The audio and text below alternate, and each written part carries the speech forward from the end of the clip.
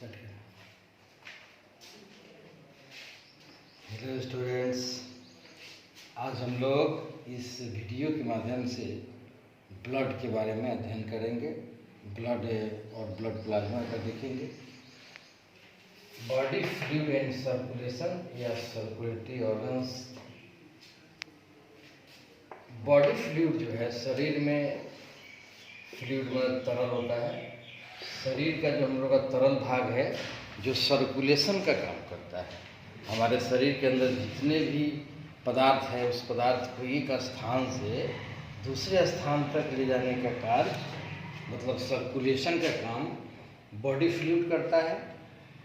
और इस तरह से ट्रांसपोर्टिंग फ्लूइड हमारे शरीर में दो है, ब्लड और लिम्फ। इसी को हम लोग जो है सर्कुलेटरी सिस्टम का भी हेडिंग देते हैं। सर्कुलेटरी सिस्टम, आपको पहले से पता है कि कोई भी हमारे शरीर का जो सिस्टम है वो ऑर्गन्स से बना होता है। तो सर्कुलेटरी सिस्टम है तो ये कौन चीज से बना होगा? Circulatory organs. सर्कुलेटरी ऑर्गन्स के अंतर्गत ब्लड, लिम्फ, ब्लड वेसल्स और हार्ट आता है। इसमें हम लोग ब्लड का जो अध्ययन करते हैं। ब्लड का पता है, ब्लड को रक्त, रुधिर, खून के नाम से जानते, हिंदी होता है इसका। तो ब्लड जो है, पहले ब्लड का अध्ययन हेमेटोलॉजी कहलाता है। ब्लड का स्टडी जो है हेमेटोलॉजी, याद रखना है, ऑब्जेक्टिव में पूछे जाते हैं हेमेटोलॉजी। ब्लड जो है स्पेशल लिक्विड कनेक्टिव टिश्यू है। ब्लड क्या है? तरल संयोजी ऊतक। ब्लड लिक्विड कनेक्टिव टिश्यू है। इसे रिवर ऑफ लाइफ कहा जाता है, जीवन का नदी। इसका कलर रेड होता है हीमोग्लोबिन के कारण। पीएच 7.4, मतलब हल्का जो है, स्लाइटली अल्कालाइन होता है, हल्का क्षारीय होगा।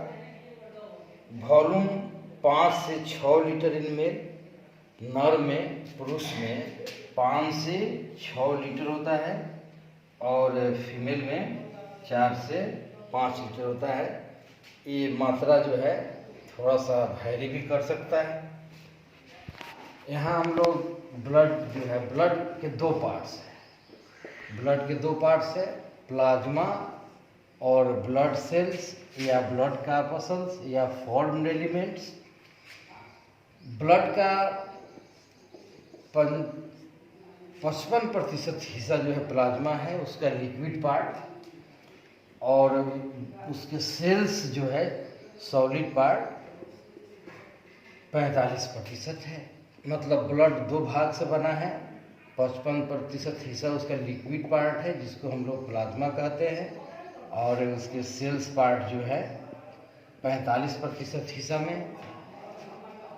इसको समझने के लिए थोड़ा सा हम लोग देखते हैं। जैसे ब्लड जो है हम लोगों का, ब्लड जो है, अगर एक ब्लड फिल्म की बात करें तो ब्लड जो है कई तरह के सेल्स के बने होते हैं,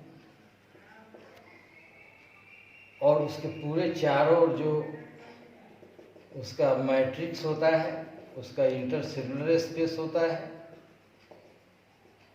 जो लिक्विड से भरा होता है। तो ये चलिए, अगर WBC है, ARBC है, ये प्लेटलेट्स है, तो इसका जो है सेल्स वाला पार्ट है, ये सेल्स वाला पार्ट है। लेकिन ये सेल्स जो है एक लिक्विड के अंदर क्या हो रहा है, तैर रहा है। और सेल जो टिश्यू जो होता है, सेल के बने होते हैं, उसके बीच का जो स्पेस होता है वो इंटरसेलुलर स्पेस होता है। लेकिन इस इंटरसेलुलर स्पेस में लिक्विड भरा होता है, इसलिए इसको हम लोग क्या बोलेंगे, मैट्रिक्स कहेंगे। तो मैट्रिक्स जो है सेल के बाहर वाला जो भी हिस्सा लिक्विड पार्ट है उसको हम लोग मैट्रिक्स कहेंगे। और यही मैट्रिक्स जो है प्लाज्मा कहा जाता है, जो लिक्विड पार्ट हो गया। तो इस तरह से प्लाज्मा क्या है, ब्लड का लिक्विड पार्ट है, हम लोग सीधी भाषा में बोले तो। यहाँ प्लाज्मा पर हम लोग दिए हैं, प्लाज्मा जो है विस्कस होता है। विस्कस मतलब चिपचिपा, गाढ़ा चिपचिपा विस्कस फ्लूइड है प्लाज्मा। ये मैट्रिक्स ऑफ ब्लड है जो हम लोग देखे थे। ये secreted from liver and other lymphoid organs, liver से बनता है। इसका कलर स्ट्रॉ कलर का, पुआल का जो रंग होता है, या पेल येलो हल्का पीला रंग का होता है।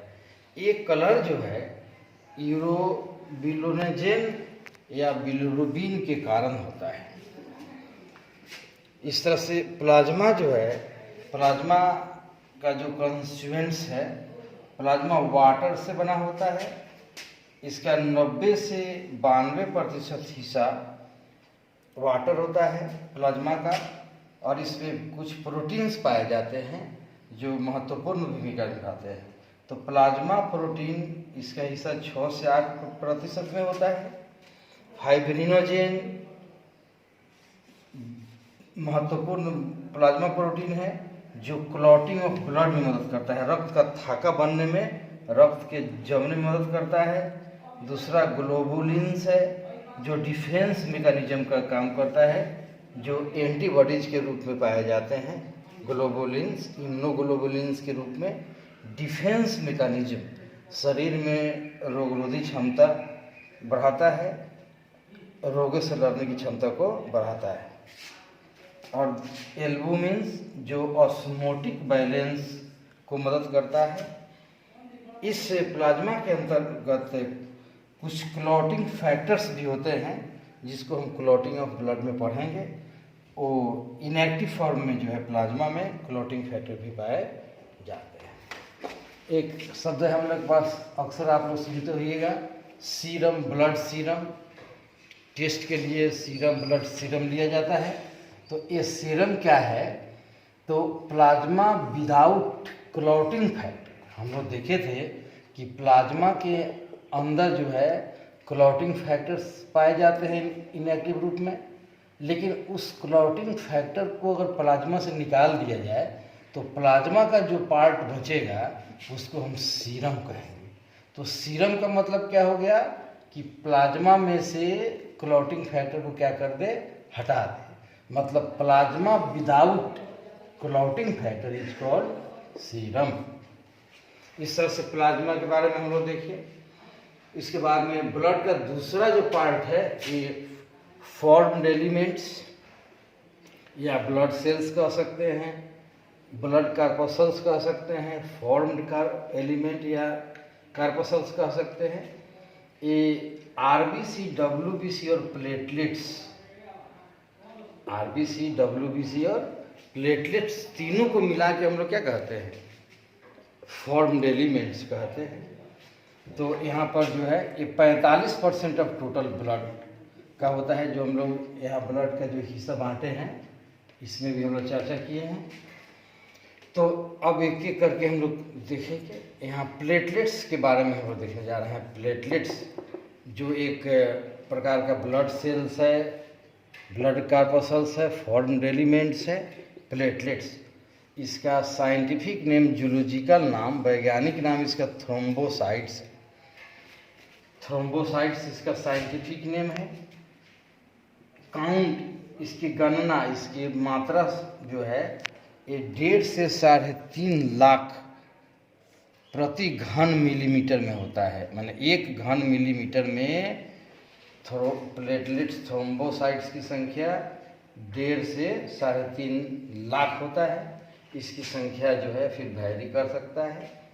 इसका लाइफ स्पैन, जीवन अवधि, लाइफ स्पैन जीवन अवधि मतलब 2 से 4 या 5 दिनों का होता है। 2 से 4 या 5 दिनों का मतलब 2 से 4 या 5 दिन में ये मर जाते हैं और फिर नया बनते रहते हैं। साइज जो है 2 से 3 माइक्रोन है। इसका शेप डिस्क, चकतीनुमा, ओवल, अंडाकार या बाइकन्वेक्स, द्विउतल होता है। ओरिजिन, इसकी उत्पत्ति जो है megakaryocyte cells of bone marrow, megakaryocyte जो बोन मैरो का एक special, megakaryocyte bone marrow का एक स्पेशल सेल है जिसके द्वारा प्लेटलेट्स का निर्माण होता है। ये नॉन न्यूक्लिएटेड होते हैं, मतलब इसमें न्यूक्लियस नहीं होता है।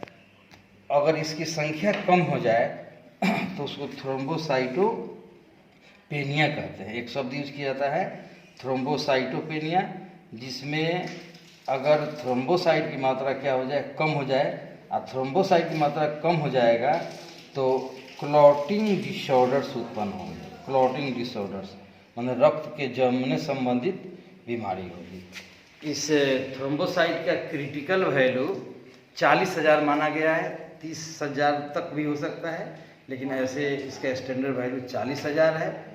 अगर 40,000 से इसकी मात्रा कम हो जाए तो स्किन पर रैशेज, चकत्ता, लाल लाल चकत्ता होने लगता है, जिसको परपुरिया नामक रोग कहा जाता है, और ये बड़ा डेंजरस स्थिति है। अक्सर डेंगू जैसे रोगों में ये सब देखा जाता है। या प्लेटलेट्स की अगर मात्रा कम हो जाए क्रिटिकल वैल्यू से 40,000 से, तब डेंजरस है। तो इतना हम लोग इस वीडियो में देखें। फिर